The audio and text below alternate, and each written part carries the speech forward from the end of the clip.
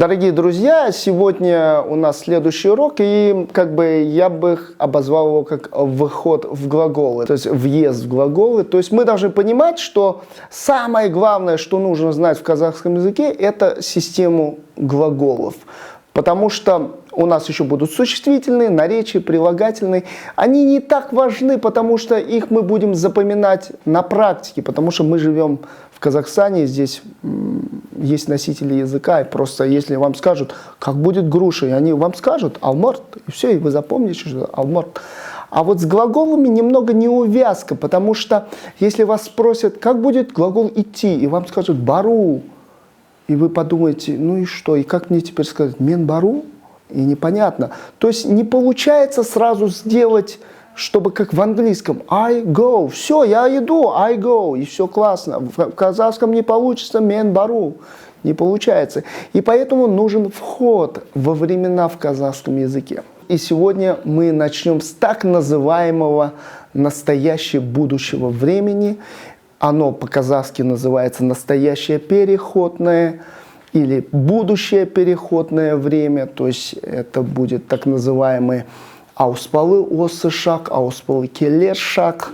Суть в чем? В том, что оказывается позиция будущего и настоящего времен в казахском языке реализуется совершенно одинаково. И для этого нам понадобятся вот эти три буквы А, Е и краткая. Интересные три буквы. Смотрите, но вначале я скажу про закон сингармонизма. Вы все про него слышали, что либо все твердые буквы, либо все мягкие, мы не будем повторяться. Но суть в том, что мы сегодня назовем один ряд букв, это семья буквы А, и второй семья буквы Е. Так вот, семья буквы А это 4 буквы. Это, собственно, А, О и А. А семья буквы Е это, собственно, буква Е, потом будет буква Г, буква Э и буква Э. Все, вы их запомнили. И вот интересно, что? Теперь запомните. Семья буквы А, она к себе притянет букву А. А семья буквы Е притянет к себе букву Е.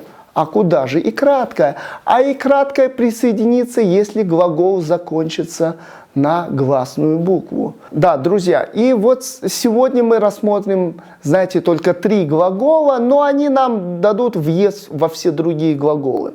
Это глагол бару, это идти или ехать. Это аналог английскому go, to go. Это глагол келю или приехать, прийти, или аналог английскому to come.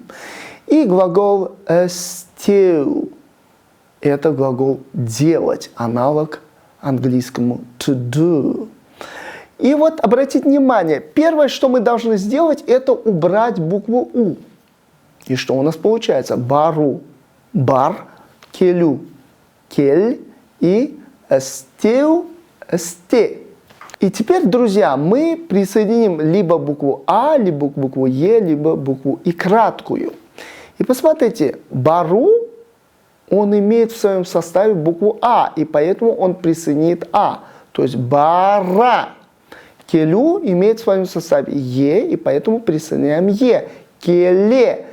Сте. И смотрите, сте заканчивается на гласную, и поэтому присоединит букву И краткую, то есть стей. И, друзья, теперь немного к так называемым местоимениям.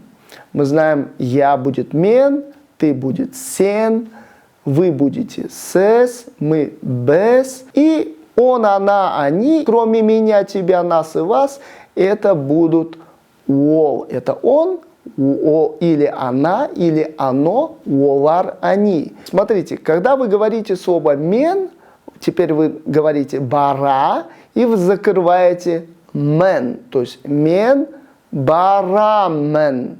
Теперь ты. Сен, барасен.